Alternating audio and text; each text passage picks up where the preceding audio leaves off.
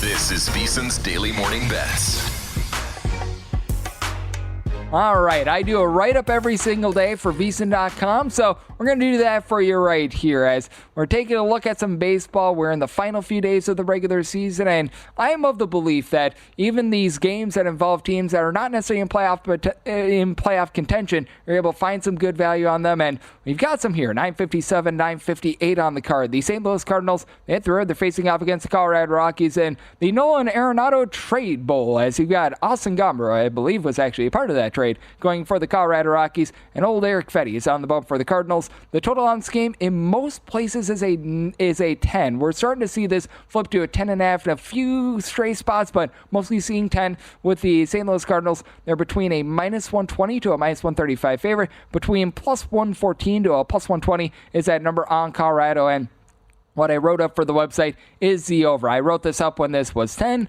Even at a 10.5, I still do like it over, as got a pitcher in Eric Fetty who just has been a little bit of fish out of water when he's been pitching away from home. At home, this guy has been absolutely dominant, whether that be with the St. Louis Cardinals, began his season with the Chicago White Sox, .94 ERA at home, but that goes to a 4.50 ERA when he's on the road, and when he's been on the road, he's been giving up closer to about 1.4 home runs per 9 innings compared to 0.6 home runs per 9 innings when he has been at home. And for Fetty, he has to face off against the Colorado Rockies lineup that, shock, shock, surprise, surprise, we've got some of the biggest home and road splits in the league. That's what happens when you've got a baseball team at elevation, as the Rockies are getting north of 5 runs per game when they're at home, closer to 3.5 runs per game on the road. Have to think that there's going to be a little bit of added motivation here for a Rockies team that, as we know, their season's done, but Charlie Blackmon playing his final few games before he retires, so have to think that there might be given a win-win for the Gipper speech here for that lineup, who's been hitting a 268 at home compared to a 217 on the road. That's a 51-point split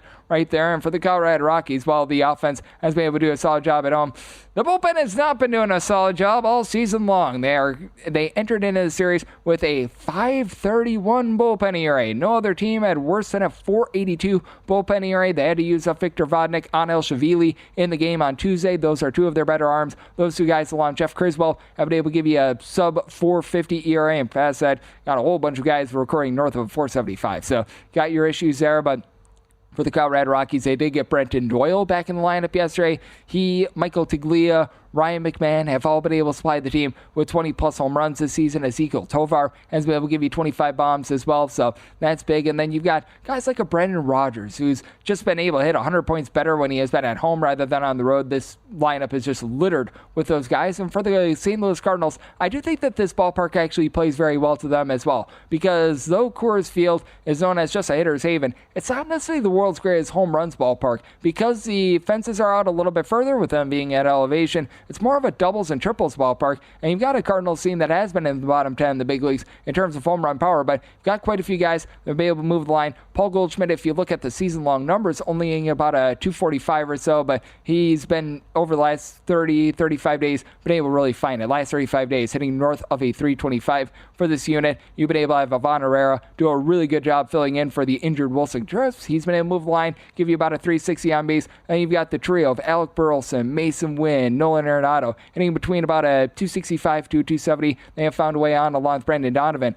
who's been able to give you 15-plus home runs. He's giving you about a 275 on base as well. And don't look now, but Lars Nootbaar is finally starting to give you some good at-bats as well. That's been something that's been ailing the Cardinals, having the guys out there in the outfield that are younger guys just not be able to produce. Now, for the Cardinals, the biggest strength of this team has been the bullpen. Ryan Elsley is giving you north of 45 saves this season. Then you do have the likes of Jojo Romero, John King, Ryan Fernandez, guys like this supplying a sub 350 ERA, but as we know, wonky things happen at Coors Field, and for Austin Gomber, well, he has been getting gombered up. His 30 home runs allowed, that is the most in the National League this season. At home, he's given up 2 home runs per 9 innings, posting up north of a 4.80 ERA, and there's familiarity here as well. Began his career pitching for the St. Louis Cardinals. Again, believe that he was part of that Nolan Arenado deal, so I do take a look at this circumstance. I do think that you should be getting quite a few runs here, and we we've seen a few places tick up the St. Louis Cardinals. The line movement here has been a little bit interesting, but personally, I felt like the Cardinals should have been closer to about a minus 155 to a minus 160 favorite. So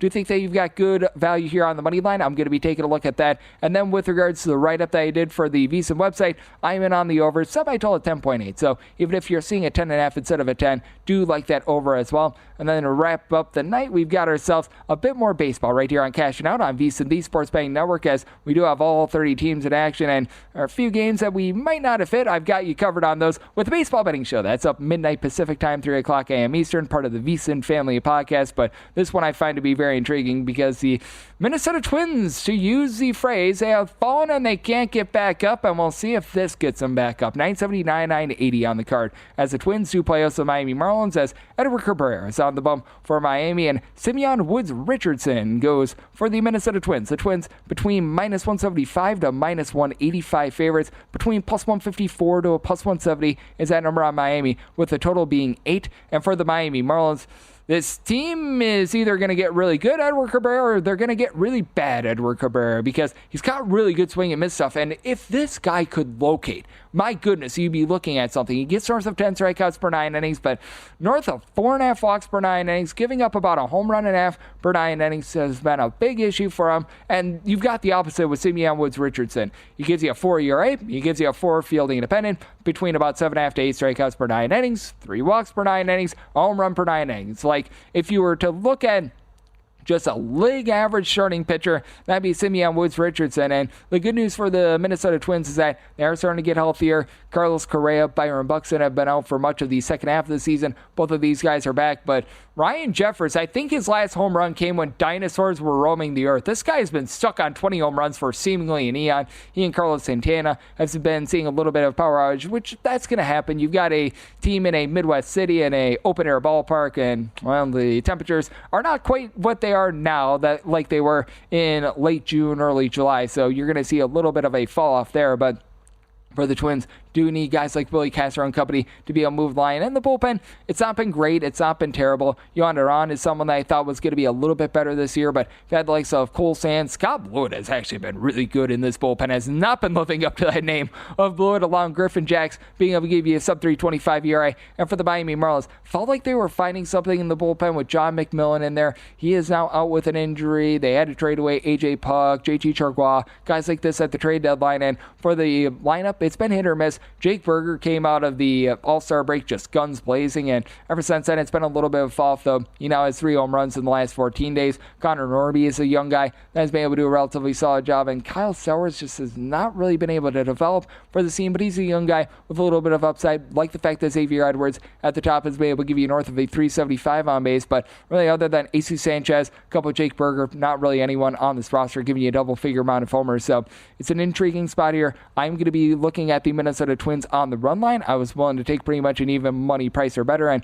we're seeing this more around about plus 110, plus 115, so diving in there. I did set my total at 7.8. Again, the Minnesota Twins have not been the same in terms of their lineup, and I think that you could find a case where Edward Cabrera gives you a halfway decent start. So looking at the under, and I'm going to be looking at that Minnesota Twins run line, and how about if we dive in on this one as well, as we've got ourselves a fun one between the Tampa Bay Rays and the Detroit Tigers. This is 965, 966 on the card, with Kadir Montero on the bump for Detroit, and Zach Littell is on the bump for the Rays. Total on this game is 7.5, with the Tigers between minus 115 to minus 118 favorites. And it's so big that Kadir Montero, it looks like, is not going to have an opener in this game, because it felt like he was coming into his own. His last 4 starts, he had given up 3 earned runs or fewer, has been able to give you a point better on his ERA when he's been at home rather than when he's been on the road. Just mind-numbingly, they decided to throw an opener for him in his last start against the Baltimore Orioles, and then he got banged around like a piñata, so that was not great, to say the least. Meanwhile, you've got Zach Littell, who's been not the same pitcher on the road rather than at home. Tampa Bay is very much a pitcher-friendly ballpark. He's been posting up an ERA that's a full point higher when he's on the road rather than when he has been at home. he does a good job not giving up a lot of walks with about 2 walks per 9 innings, but at the same time, giving up well north of 1.2 home runs per 9 innings. He just has the ball a little bit too much in the zone. And for so many of these Detroit Tigers hitters that you take a look at with a sub-250 average, like a Parker Meadows, like also a Spencer Torkelson, these guys have been much better since the All-Star break, and I think that the Tigers keep it going. Wouldn't want to lay much more than a minus 115, but looking at that money line, and I do think that you get a few runs here, but semi-total more around about a 7.9. So we'll be diving in on the 7.5 over, and coming up next, if you're listening to the replay, you're going to be getting the morning line. Meanwhile, if you're listening live, you're getting a replay of this fine show, cashing out on VSiN, the Sports Betting Network.